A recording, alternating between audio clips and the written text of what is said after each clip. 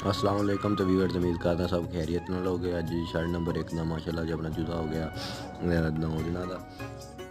ਜਿਵੇਂ ਚੂਚਾ ਵੱਡਾ ਹੁੰਦਾ ਤੇ ਜਗ੍ਹਾ ਦੀ ਵਧਾਈ ਦੀ ਆ। ਪਹਿਲੇ ਗਾਰਡ ਪਿੱਛੇ ਸੀ, ਅੱਜ 6 ਬਰਤਨ ਜਗ੍ਹਾ ਵਧਾਈ ਆ ਤੇ ਹੁਣ ਚੂਚੇ ਨੂੰ ਪਲੇਟ ਦੀ ਮਦਦ ਨਾਲ ਖੜਕਾ ਕੇ ਤੇ ਅੱਗੇ ਨੂੰ ਕਰ ਰਹੇ ਆ।